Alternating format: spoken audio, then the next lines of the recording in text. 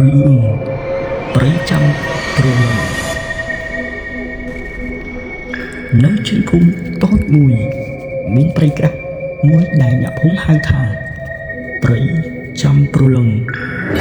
ពេលថ្ងៃវាគ្រាន់តែជាព្រៃធម្មតាប៉ុន្តែពេលព្រះអាទិត្យលិចគ្មានអ្នកណាហ៊ានចូលទៅជិតព្រៃនោះឡើយចាស់ប្រជាជនគាត់តែងតែប្រាប់ទៅកាន់ក្មេងៗថាពេលដែលឮសំឡេងខ្សឹបស្ត្រីយំក្នុងព្រៃកុំឆ្លើយតបហើយកុំងាកក្រោយวันណាគឺជាបុរសម្នាក់គាត់បានចូលព្រៃយកមួយយុវជនម្នាក់ឈ្មោះវណ្ណាត្រូវធ្វើដំណើរត្រឡប់ទៅផ្ទះយឺតពេលម៉ូតូរបស់គេបានខូចនៅជិតព្រៃវណ្ណានិយាយជាមួយខ្លួនឯងអាយ៉ាហេតុអីមកខូចពេលនេះទៀតអើយចំពេល10 ម៉ោងយប់ផងគួរឲ្យខ្លាចមានអារម្មណ៍ថាព្រឺឆ្អឹងខ្នងមកទីនេះខណៈពេលដែលវណ្ណាកំពុងដើរតាមភ្លើងងងឹតស្រាប់តែសំឡេងស្ត្រីពីក្នុងព្រៃឆ្ងាយនឹងបានយំស្រែកហៅវណ្ណាឲ្យជួយខ្ញុំផងហើយពេលដែលវណ្ណាចាប់ផ្ដើមភ័យប៉ុន្តែដោយគិតថាប្រហែលជាមនុស្សម្នាក់កំពុងរងគ្រោះគេបានបើកភ្លើងទូរស័ព្ទហើយគេបានដើរចូលទៅក្នុងព្រៃជំរាបដើរលើស្លឹកស្ងួតដើរលើសូរក្រេកស្ត្រីម្នាក់នៅក្រោមដើមឈើខ្យល់បក់សັດយំសំឡេងពីចម្ងាយ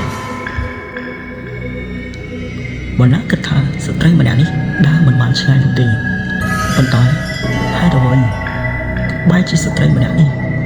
មកនៅជិតដើមឈើហើយមានសម្លៀកបំពាក់ពណ៌សទៅវិញអង្គុយបែរខ្នងមានអារម្មណ៍ថាដូចជាព្រឺក្បាលមិនដឹងទេនៅក្រោមដើមឈើធំមួយវណ្ណាបានសួរទៅកាន់មនុស្សស្រីម្នាក់នោះថាបងស្រីមានអ្វីកាត់ឡើងហើយតើអាចឲ្យខ្ញុំជួយបងស្រីបានដែរទេវណ្ណានិយាយអត់ដោយសារតែរឿងភ័យស្ត្រីនោះនៅតែបន្តមិនឆ្លើយបន្តិចក្រោយមកនាងងើបក្បាលយឺតវណ្ណាមានអារម្មណ៍ភ័យយ៉ាងខ្លាំងតែគេព្យាយាមតាំងអារម្មណ៍មុខរបស់នាងស្លេកស្លាំងភ្នែកខ្មៅជ្រៅហើយទឹកភ្នែកហូរមិនឈប់សំឡេងស្ត្រីម្នាក់នោះនិយាយទាំងភាពសោកសៅខ្ញុំមិនចង់លងអ្នកទេវណ្ណាបើអញ្ចឹងហេតុអ្វីបានជាបងលេងមនុស្សបែបនេះស្ដាយអញ្ចឹងខ្ញុំភ័យណាស់ព្រោះខ្ញុំឲ្យមានអ្នកណាម្នាក់ជួយខ្ញុំភ្លាមនោះចង់ត្រជាក់មួយបក់កាត់ព្រៃដើមឈើទាំងអស់ក៏បានកម្រើស្លឹកឈើលាន់ឮសូរប្រោទោះបីគ្មានខ្យល់ក៏ដោយតែដើមឈើហេតុអ្វីបែរជាបែបនេះទៅវិញមានអារម្មណ៍ថាដូចជាមិនដឹងមិនទេនៅទីនោះនាងចង្អុលទៅកាន់កន្លែងមួយក្រោមដើមឈើវណ្ណាដើរទៅហើយចាប់ដើម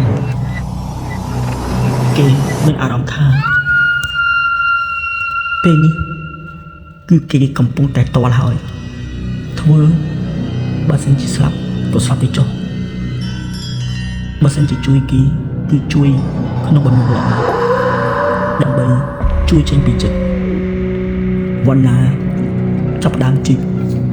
មានអ្វីមួយនៅទីនេះសំឡេងវត្ថុប៉ះទៅលើឈើវណ្ណានៅតែបន្តជីកលីសូកុកជីក ទៅលើឈើបន្តិចក្រោយមកគេបានរកឃើញប្រអប់ឈើចាស់មួយប្រអប់ឈើចាស់នោះពេលដែលបណ្ណាឃើញគេក៏យកមកបើកយ៉ាងយឺតនៅខាងក្នុងមានរូបថតស្ត្រីម្នាក់និងក្មេងប្រុសតូចម្នាក់ព្រមទាំងក្រដាសចាស់មួយសម្រាប់ពេលនោះវណ្ណាបានអានយឺតបើថ្ងៃណាខ្ញុំមិនអាចត្រឡប់ទៅផ្ទះបានសូមអ្នកណាដែលរកឃើញសម្បត្តិនេះ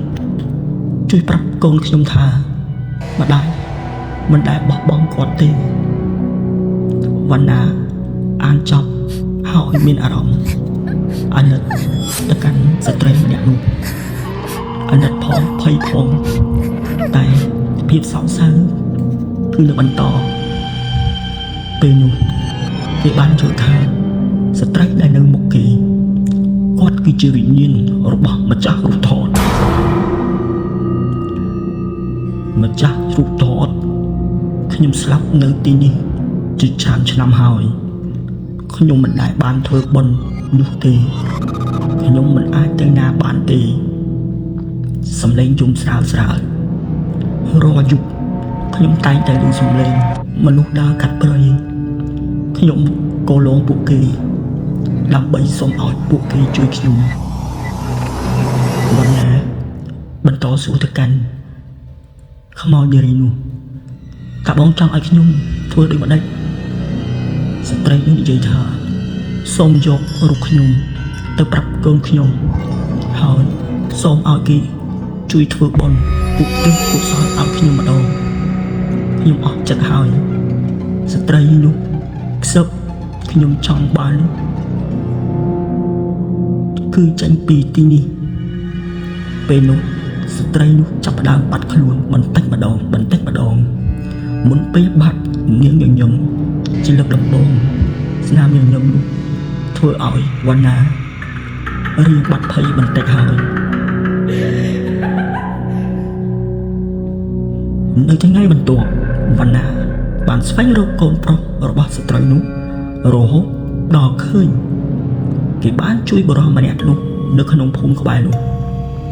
រូបនេះអ្នកដែលបាននេះគឺបានមកពីណាបុរសបានសួរទៅកាន់វណ្ណាហើយវណ្ណាបានប្រាប់កាន់បុរសនោះថាខ្ញុំបានឃើញវានៅក្នុងព្រៃ